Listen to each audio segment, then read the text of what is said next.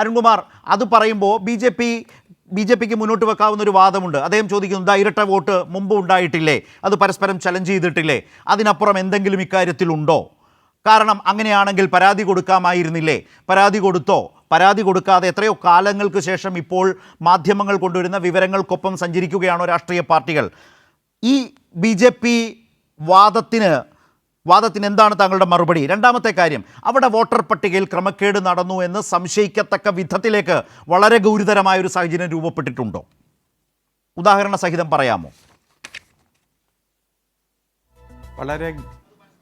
വളരെ ഗൗരവമായിട്ടുള്ള സാഹചര്യം തന്നെയാണ് രൂപപ്പെട്ടിരിക്കുന്നത്. ഇപ്പോൾ ശ്രീ സുരേഷ് ഗോപി അദ്ദേഹം തെരഞ്ഞെടുപ്പിൽ വിജയിച്ചത് ഇത്തരത്തിൽ കള്ളവോട്ട് ാണ്, അതുപോലെ ഇരട്ട വോട്ടിന്റെ പിൻബലത്തിലാണ്, അനധികൃതമായി വോട്ടർ പട്ടികയിൽ പേരുകൾ ചേർത്തിട്ടാണ് എന്ന് തെളിയിക്കുന്ന നിരവധി വിവരങ്ങൾ പുറത്തു വന്നുകൊണ്ടിരിക്കുകയാണ്. ബഹുമാനപ്പെട്ട രാഹുൽ ഗാന്ധി പല മണ്ഡലങ്ങളിലെയും ദേശീയ തലത്തിൽ പല മണ്ഡലങ്ങളിലെയും തെരഞ്ഞെടുപ്പിൽ BJP ജയിക്കാനുണ്ടായിട്ടുള്ള സാഹചര്യത്തെ തുടർന്ന് ചില കണക്കുകളും ഡേറ്റകളും പുറത്തു കൊണ്ടുവന്നു. അത് പുറത്തു വന്നതിന് ശേഷം തന്നെ സൂക്ഷ്മമായിട്ടുള്ള പരിശോധന മറ്റെല്ലാ മണ്ഡലങ്ങളിലും നടക്കുമ്പോഴാണ് ഞെട്ടിപ്പിക്കുന്ന വിവരങ്ങൾ ഇവിടെ പുറത്തു വന്നുകൊണ്ടിരിക്കുന്നത്. ഇപ്പോൾ ബഹുമാനപ്പെട്ട BJPയുടെ പ്രതിനിധി പറയുന്നത് ഇത് പലരും ചെയ്യുന്നുണ്ടല്ലോ, പലരും ഇരട്ട വോട്ടുണ്ടല്ലോ എന്ന രൂപത്തിൽ തന്നെയാണ്. നമുക്ക് മനസ്സിലാക്കാൻ കഴിയുന്ന ഇപ്പോൾ വിവാഹം കഴിച്ച് വിടുന്നു, അവരുടെ വോട്ട് സ്വന്തം ജനിച്ച നാട്ടിലുണ്ടാകും, പിന്നെ ചെല്ലുന്ന സ്ഥലങ്ങളിൽ ചേർക്കുന്നു. അങ്ങനെ ഏതെങ്കിലും തരത്തിൽ യാദർച്ഛികമായിട്ട് വരുന്ന ഒന്നോ രണ്ടോ ഒറ്റപ്പെട്ട സംഭവമായി ഈ വിഷയത്തെ താരതമ്യപ്പെടുത്താൻ കഴിയില്ല. ഒരു പ്രസന്ന എന്ന് പറയുന്ന ഒരു സ്ത്രീ, അവർ പറയുന്നു തങ്ങളുടെ ഫ്ലാറ്റിൽ തനിക്ക് ആ ഫ്ലാറ്റിൽ ഒരു വോട്ട് മാത്രമാണ് ഉള്ളത്, ഒരു വോട്ടറാണ് ഉള്ളത്, പക്ഷെ 9 വോട്ട് ചേർത്തിരിക്കുന്നു. ആ 9 വോട്ട് ചേർത്തിരിക്കുന്ന വസ്തുത മനസ്സിലായപ്പോൾ ഞാൻ തന്നെ പരാതി കൊടുത്തിട്ടുണ്ട്, ഇലക്ഷൻ കമ്മീഷൻ ഒരു നടപടിയും സ്വീകരിച്ചിട്ടില്ലെന്ന് പറഞ്ഞ ഉദാഹരണം നമ്മുടെ മുന്നിലുണ്ട്. അതുപോലെ ശ്രീ സുരേഷ് ഗോപിയുടെ ഡ്രൈവറുടെ പേരിൽ, അതുപോലെ അനിയന്റെ പേരിൽ ഒക്കെ മറ്റ് ബന്ധുക്കളുടെ പേരിലെല്ലാം ഇത്തരത്തിൽ വോട്ട് ചേർക്കുന്ന തെളിവുകൾ കൃത്യമായി പുറത്തു വരുന്ന ഒരു സാഹചര്യം നമ്മുടെ മുന്നിലുണ്ട്. അപ്പോൾ അത്തരം സാഹചര്യം വരുമ്പോൾ ഗൗരവമായി ആ വിഷയത്തെ കാണാതെ അവിടെയും ഇവിടെയും ഇരട്ടയോട്ടുണ്ടല്ലോ എന്ന് പറഞ്ഞ് തള്ളിക്കളയാൻ BJPയുടെ നേതാക്കന്മാർ നടത്തുന്ന ശ്രമം അത് ജനങ്ങൾ കൃത്യമായിട്ട് തന്നെ തിരിച്ചറിയുന്നുണ്ട്. ബഹുമാനപ്പെട്ട V. മുരളീധരൻ എന്ന് പറഞ്ഞത് 10-11 കള്ളവോട്ടാണെങ്കിൽ എന്താ ഭൂരിപക്ഷം കിട്ടിയത് ഇത്രയല്ലേ എന്നതാണ്. ഒരു വോട്ട് കള്ളവോട്ടാണെങ്കിൽ തന്നെ ജനാധിപത്യത്തെ അട്ടിമറിക്കുന്ന തരത്തിൽ തന്നെയാണ് ആ തെരഞ്ഞെടുപ്പ് പ്രക്രിയ നടക്കുക. ഇപ്പോൾ ഇലക്ഷൻ പെറ്റീഷൻ കൊടുക്കേണ്ട സമയം കഴിഞ്ഞു എന്നിരുന്നാൽ പോലും കൃത്യമായി ഭരണഘടനാ കോടതികൾക്ക് ഇടപെടാൻ പറ്റുന്ന സാഹചര്യമുണ്ട്. അതുപോലെ ഇത്തരത്തിൽ കള്ളവോട്ട് ചെയ്യുകയും ജനാധിപത്യത്തെ തകർത്ത വിഷയത്തിൽ പോലീസിന് തന്നെ ഇടപെട്ട് കേസ് രജിസ്റ്റർ ചെയ്യാൻ ഉള്ള വകുപ്പുകളും കാര്യങ്ങളുമുണ്ട്. അപ്പോൾ ഏതെങ്കിലും തരത്തിൽ ഗൗരവമില്ല എന്ന് സൂചിപ്പിച്ചിട്ട് കാര്യമില്ല.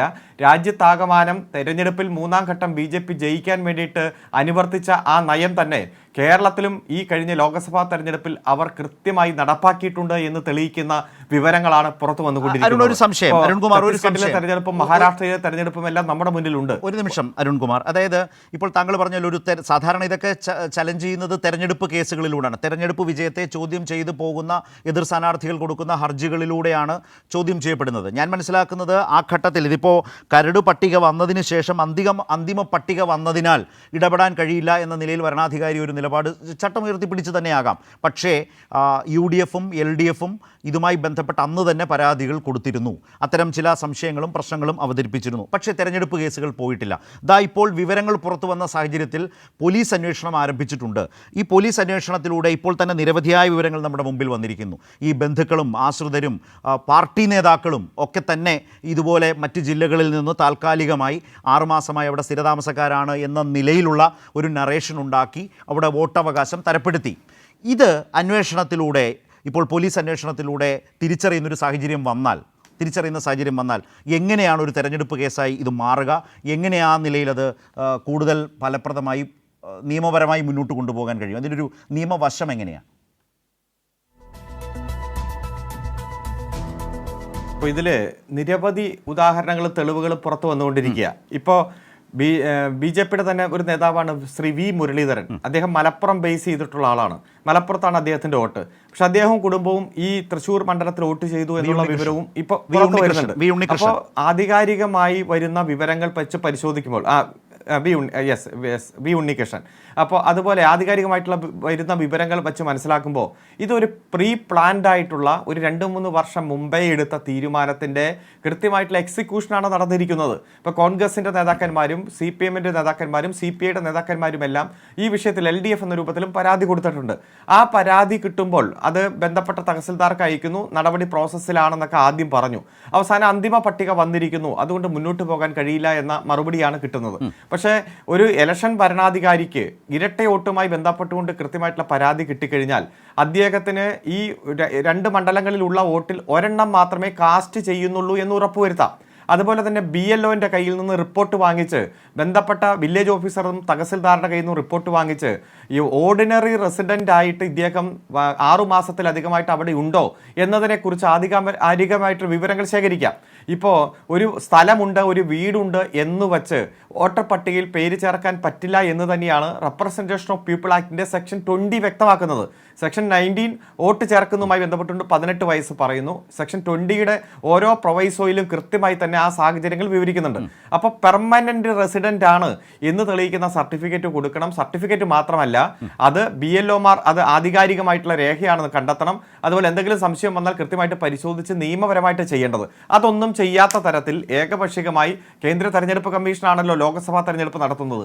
ആ ഉദ്യോഗസ്ഥന്മാർ ആ സ്വാധീനത്തിൽപ്പെട്ട് ചെയ്തിട്ടുണ്ടെങ്കിൽ ഇപ്പോൾ ഇലക്ഷൻ കേസ് എന്ന രൂപത്തിൽ 45 ദിവസത്തിനുള്ളിൽ കൊടുക്കേണ്ട കേസ് കൊടുക്കാൻ നമുക്ക് കഴിയില്ല. കാരണം അതിൻ്റെ പീരീഡ് കഴിഞ്ഞു. ഇപ്പോൾ നമുക്കറിയാം, ഇതിൻ്റെ CCTV ദൃശ്യങ്ങളും മറ്റു രേഖകളും എല്ലാം ഒരു ഇലക്ഷൻ കേസ് പെൻഡിംഗ് ഉണ്ടെങ്കിൽ അത് ആ ഇലക്ഷൻ കേസ് പരിഗണിച്ച് കഴിയുന്നത് വരെയും സുപ്രീം കോടതിയിൽ അതുമായി ബന്ധപ്പെട്ടുള്ള അപ്പീൽ തീരുന്നത് വരെയും അത് സൂക്ഷിക്കണം. ബന്ധപ്പെട്ട രേഖകളെല്ലാം സൂക്ഷിക്കണം, വീഡിയോകൾ സൂക്ഷിക്കണം.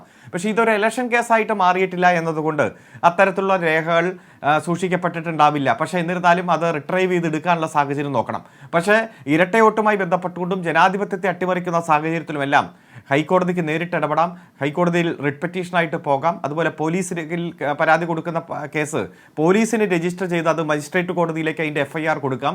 അത് ക്രിമിനൽ കേസ് എന്ന രൂപത്തിൽ തന്നെ മജിസ്ട്രേറ്റിന് അതിൻ്റെ പ്രൊസീഡിങ്സ് നടത്താം. അതുപോലെ ആരൊക്കെയാണ് കള്ളവോട്ട് ചെയ്തിരിക്കുന്നത് എന്നതുമായി ബന്ധപ്പെട്ടുള്ള വിവരങ്ങൾ ശേഖരിക്കാനും ഈ വോട്ടർ പട്ടിക ഓൺലൈനായിട്ടുള്ളതും വോട്ട് ചെയ്തതിൻ്റെ വിവരങ്ങളൊക്കെ ഇപ്പോൾ രാഷ്ട്രീയ പാർട്ടികളെല്ലാം കൃത്യമായി ബൂത്ത് ഏജന്റുമാർ ഓരോ വ്യക്തി വോട്ട് ചെയ്യുമ്പോഴും കൃത്യമായിട്ട് അത് നോട്ട് ചെയ്യും. അതിൻ്റെ ഭാഗമായിട്ടുള്ള ഒരു കണക്ക് കൂട്ടിയിട്ടാണല്ലോ ഇലക്ഷൻ്റെ ഇത്ര പേർ വോട്ട് ചെയ്തു, ഇത്ര പേർ പെൻഡിംഗ് ആണ് എന്നുള്ള വിവരങ്ങളെല്ലാം പുറത്തു വരുന്നത്. അത് വരും ദിവസങ്ങളിൽ വരും. നിയമപരമായിട്ട് കൃത്യമായിട്ട് മുന്നോട്ട് പോകാനുള്ള എല്ലാ സാഹചര്യങ്ങളുമുണ്ട്.